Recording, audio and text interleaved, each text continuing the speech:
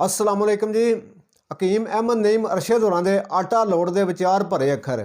यार हकीमा जीब कदू तक दंदां थल्ले दब्बां, सरकार दे हरचे उत्ते चलदियां गाल्फ क्लब्बां।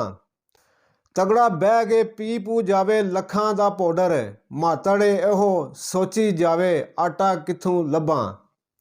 ਇੱਥੇ रख न्यूज़ वेखन सुनन वाले सारे जीआं नूं मुहम्मद साद जी आयां नूं आखदा है। हुण तुसीं मेरे कोलों सुणो खबरां, ਉਹ भी अपनी मां बोली पंजाबी विच। बिजली नाल आवाम दी चमड़ी धड़ेड़न दी तैयारी। मार्च महीने विच बिजली हो सकदी है महंगी। बिजली बनाउण वालियां कंपनियां ने नैपरा अथार्टी विच दायर अर्जी विच वगदे माली साल दे दूजे समाई दी एडजस्टमेंट दी मद विच 17 अरब 19 करोड़ 80 ਲੱਖ रुपये वसूल करन दी इजाजत मंग लई है। नैपरा अथार्टी 22 फरवरी नूं अर्जी उत्ते सुनवाई करेगी। FIA ने हजाने के साबका वजीर शौकत तरीन नूं फड़न की तैयारी फड़ लई। फैडरल इन्वेस्टिगेशन अथार्टी, जिन्हों छेती बोलण वास्ते FIA कहा जाता है, ने तहरीके इंसाफ के सैनेटर शौकत तरीन की मुबैना आडियो लीक की छाण फूक पूरी कर लई। इस करके शौकत तरीन खिलाफ कार्रवाई करने का फैसला किया।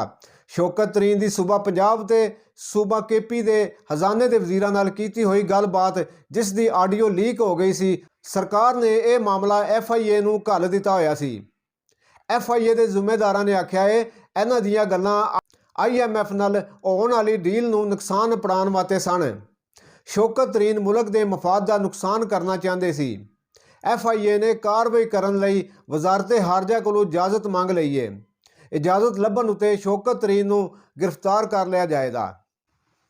पाकिस्तान मुस्लिम लीग नून की सीनियर नायब सदर मरियम नवाज ने आख्या 2018 की सिलैक्शन कमेटी टुट गई है, हुण तुहाडी कहानी खत्म। यह गल उन्होंने पाकिस्तान तहरीके इंसाफ के चेयरमैन नूं आखी। उन्हें आख्या हुण तुहानूं फिक्र होनी चाहिए, सिलैक्टर सारे घर टुर गए ने। सिलैक्टर सारे घर टुर गए ने, बल्कि उन्होंने दुआं हत्थां नाल कंन फड़े हुए ने। मरियम नवाज आंदियां ने साकडार नूं IMF नाल मुज़ाकरात नहीं करने चाहिए सन। IMF नाल मुआहदा तरोड़न वालियां नूं कहंदे कि आओ मुज़ाकरात करो। इस्लामाबाद विच नून लीग के तंजीमी कन्वेंशन तो खिताब करते हुए मरियम ने आख्या कि अवाम बेवकूफ नहीं, बल्कि अवाम नूं सारा पता है इस महंगाई नूं लियाण वाला कौन है। इस तों इलावा मरियम नवाज शरीफ ने वो तरक्याती काम ते मनसूबे भी गिनवाए ਜਿਹੜੇ नवाज शरीफ के दौर में होए।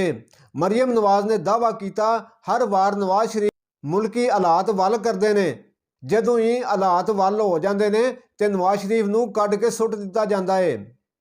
शेख रशीद की थाना मरी विच दर्ज केस विच जमानत मंजूर। साबक वजीर दाखिला शेख रशीद की इस केस विच रिहाई की रूपकार जारी कर दी गई, पर इस्लामाबाद के थाना आप पारा केस विच गिरफ्तारी बरकरार होने की वजह करके रिहाई नहीं हो सकी। दूजे पासे शेख रशीद के NA 61 रावलपिंडी तो चोणां लड़न लई नामजदगी के कागज मंजूर कर ले गए। District and session court Islamabad ने PTI के रहनुमा शहबाज गिल नूं बगावत ते अवाम नूं रियासती इदारां खिलाफ भड़काउण के केस विच बरी करन दी अर्जी रद्द करदे होया उन्हां उत्ते फर्दे जुर्म लाण दा फैसला सुना दिता। इस्लामाबाद हाई कोर्ट ने बगावत के मुकदमे में फड़े गए शहबाज गिल नूं 3 अगस्त नूं जमानत उत्ते बरी करन दा हुक्म दिता सी। उन्हां नूं पिछले साल 9 अगस्त नूं गिरफ्तार किया गया होया सी। दूजे पासे शहबाज गिल ने रमेश कुमार कोलों उहदे घर जाके रमेश कुमार नूं TV शो के दौरान गालां कड्ढण उत्ते माफ़ी मंग लई। शहबाज गिल की माफ़ी उत्ते PTI के मुनर्रफ रहनुमा रमेश कुमार ने कहा कि गलती का इतराफ़ कर लेना चंगी गल है। तुसी जेड़े TV ते बह के लफज बोले मैनूं उहदे ते बड़ा नुकसान होया, तुसी गलती का एहसास किया, जो टुर के घर आए उन्होंने माफ़ कर देना चाहिए है। पंजाब के साबका वजीर आला चौधरी परवेज़ लई कहंदे ने नून लीग ने लंघे वेले तो कुछ भी नहीं सीखिया, राखी सरकार होश फड़े। लाहौर हाईकोर्ट के फैसले तो बाद चोणां कराउण विच चिर नहीं लाना चाहिए। पाकिस्तान पीपल पार्टी MQM दीयां मंगां पूरीआं करन तों तैयार हो गई। Governor Sindh Kamran Tessori people party का सुनेहा लेके भादराबाद जाण दे। जराए दसदे ने गवर्नर सिंध MQM अगे धरना हाली ना करन दी अर्जी रखन दे। ਚੇਤਾ ਰਵੇ ਕਿ MQM ਨੇ 12 ਫਰਵਰੀ ਨੂੰ ਫੁਹਾਰਾ ਚੌਕ ਵਿੱਚ ਧਰਨਾ ਧਰਨ ਦਾ ਐਲਾਨ ਕੀਤਾ ਹੋਇਆ ਹੈ। ਇੱਕ ਲੁਕਵੇਂ ਪਾਕਿਸਤਾਨੀ ਨੇ ਤੁਰਕੀਆ ਤੇ ਸ਼ਾਮ ਵਿੱਚ ਭੁਚਾਲ ਦੀ ਮਾਰ ਸਹਿਣ ਵਾਲਿਆਂ ਨੂੰ $3 ਕਰੋੜ ਚੰਦਾ ਕਰ ਦਿੱਤੇ।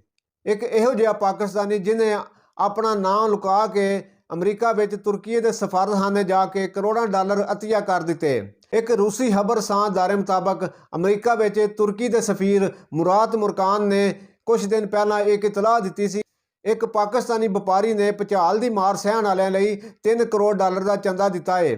ਪਾਕਿਸਤਾਨ ਦੇ ਵਜ਼ੀਰ ਆਜ਼ਮ ਸ਼ਹਿਬਾਜ਼ ਸ਼ਰੀਫ ਨੇ ਉਸ ਪਾਕਿਸਤਾਨੀ ਦੇ ਇਸ ਕੰਮ ਉੱਤੇ ਉਹਨੂੰ ਦੂਜਿਆਂ ਲਈ ਮਿਸਾਲ ਕਰਾਰ ਦਿੱਤਾ ਤੇ ਤਾਰੀਫ ਵੀ ਕੀਤੀ। ਹੁਣ ਕੁਝ ਉਹ ਵੱਡੀਆਂ ਖਬਰਾਂ ਜੋ ਕਿ ਤੁਹਾਨੂੰ ਨਿੱਕੀਆਂ ਕਰਕੇ ਸੁਣਾਈਆਂ ਜਾਣਦੀਆਂ। ਤੁਰਕੀ ਤੇ ਸ਼ਾਮ ਵਿੱਚ ਭੁਚਾਲ ਨਾਲ ਮਰਨ ਵਾਲਿਆਂ ਦੀ ਗਿਣਤੀ ਹੁਣ ਤੱਕ ਘੱਟੋ ਘੱਟ 5000 ਹੋ ਗਈ ਹੈ। ਕਰਾਚੀ ਟ੍ਰੈਫਿਕ ਪੁਲਿਸ ਦੇ ਅਹਿਲਕਾਰ ਦੇ ਕਤਲ ਦੇ ਮੁਲਜ਼ਮ ਨੂੰ CTD ਨੇ 8 ਵਰ੍ਹਿਆਂ ਬਾਅਦ ਫੜ ਲਿਆ। ਕਰਾਚੀ ਦੀ ਇੱਕ ਹੋਰ ਖਬਰ, ਪੁਲਿਸ ਨੇ ਯੂਸਫ ਪਲਾਜ਼ਾ ਥਾਣੇ ਉੱਤੇ ਛਾਪਾ ਮਾਰ ਕੇ ਅਗਵਾ ਕੀਤਾ ਹੋਇਆ ਜਣਾ ਛਡਵਾ ਲਿਆ, ਜਦ ਕਿ ਮੁਬੈਨਾ ਤੌਰ ਉੱਤੇ ਅਗਵਾ ਬਰਾਏ ਤਵਾਨ ਵਿੱਚ ਮੁਲਵਸ ਥਾਣੇਦਾਰ ਕਿਧਰੇ ਨੱਸ ਗਿਆ ਹੈ। ਮਰਦਾਨ ਵਿੱਚ ਮਲਟੀਨੈਸ਼ਨਲ ਕੰਪਨੀਆਂ ਦੀਆਂ ਜ਼ਹਿਰੀ ਦਵਾਈਆਂ ਬਣਾਉਣ ਵਾਲੀ ਮਿਲ ਫੜੀ ਗਈ। ਇਮਰਾਨ ਖਾਨ ਵੱਲੋਂ ਜੇਲ੍ਹ ਭਰੋ ਤਹਿਰੀਕ ਦੀ ਰਜਿਸਟ੍ਰੇਸ਼ਨ ਲਈ ਲੋਕ ਇਮਰਾਨ ਖਾਨ ਦੀ ਹਦਾਇਤ ਉੱਤੇ ਕੈਂਪ ਅੱਪੜ ਗਏ। ਹੁਣ ਤੱਕ ਇਮਰਾਨ ਖਾਨ ਦੇ ਚਾਚੇ ਦੇ ਪੁੱਤਰ ਸਣੇ ਸੈਂਕੜਾਂ ਬੰਦੇ ਜੇਲ੍ਹੇ ਜਾਣ ਲਈ ਆਪਣਾ ਨਾਂ ਲਿਖਵਾ ਬੈਠੇ ਨੇ। ਸ਼ਾਹਿਦ ਹਕਾਨ ਅਬਾਸੀ ਨੇ ਆਖਿਆ, ਜੇ ਇਮਰਾਨ ਖਾਨ ਸਮਝਦੇ ਨੇ ਕਿ ਜਨਰਲ ਬਾਜਵਾ ਨੇ ਆਇਨ ਤਰੋੜਿਆ ਹੈ ਤੇ ਉਹਦੇ ਖਿਲਾਫ ਦਰਖਾਸਤ ਦੇਣ। ਭਾਰਤੀ ਅਦਾਕਾਰ ਸਲਮਾਨ ਖਾਨ ਨੇ ਦੱਸਿਆ ਕਿ ਸੋਨਾਕਸ਼ੀ ਸੈਨਾ ਪਹਿਲਾਂ ਮੈਨੂੰ ਅੰਕਲ ਕਹਿੰਦੀ ਸੀ। ਸ਼ਾਹਰੁਖ ਖਾਨ ਦੀ ਫਿਲਮ ਪਠਾਨ 17 ਦਿਨਾਂ 'ਚ 900 ਕਰੋੜ ਰੁਪਏ ਖੱਟਣ ਵਿੱਚ ਕਾਮਯਾਬ। ਕਰਾਚੀ ਦੇ ਇਲਾਕੇ ਸਿੰਧੀ ਮੁਸਲਿਮ ਸੁਸਾਇਟੀ ਵਿੱਚ ਬੈਂਕ ਵਿੱਚੋਂ ਰਕਮ ਲੈ ਕੇ ਨਿਕਲਣ ਵਾਲੇ ਕੋਲੋਂ ਲਟੇਰਿਆਂ ਨੇ 23 ਲੱਖ ਰੁਪਏ ਲੁੱਟ ਲਏ। ਚੀਨੀ ਜਸੂਸ ਭਕਾਨੇ ਦਾ ਮਾਮਲਾ, ਅਮਰੀਕਾ ਨੇ ਚੀਨ ਦੀ ਫੌਜ ਨਾਲ ਜੁੜੇ 6 ਅਦਾਰਿਆਂ ਉੱਤੇ ਰੋਕ ਲਾ ਦਿੱਤੀ। ਪਾਕਿਸਤਾਨ ਦੇ ਸਾਬਕਾ ਕ੍ਰਿਕਟਰ ਜਵੇਦ ਮੀਆਂ ਦਾਦ ਨੇ ਆਖਿਆ, ਗੁਰਬਤ ਦੀ ਵਜ੍ਹਾ ਤੋਂ ਨੌਜਵਾਨ ਨਸ਼ਿਆਂ ਉੱਤੇ ਲੱਗ ਗਏ ਹੋਏ ਨੇ। ਇਹ ਸਨ ਕੁਝ ਅਚੇਚੀਆਂ ਖਬਰਾਂ ਜਿਨ੍ਹਾਂ ਬਾਰੇ ਤੁਹਾਨੂੰ ਪਤਾ ਹੋਣਾ ਬਹੁਤ ਜ਼ਰੂਰੀ ਹੈ। ਫਿਰ ਮਿਲਾਂਗੇ, ਹੱਸਦੇ ਵਸਦੇ ਭੱਜਦੇ ਨੱਸਦੇ ਰਹੋ। ਅੱਲਾ ਬੇਲੀ।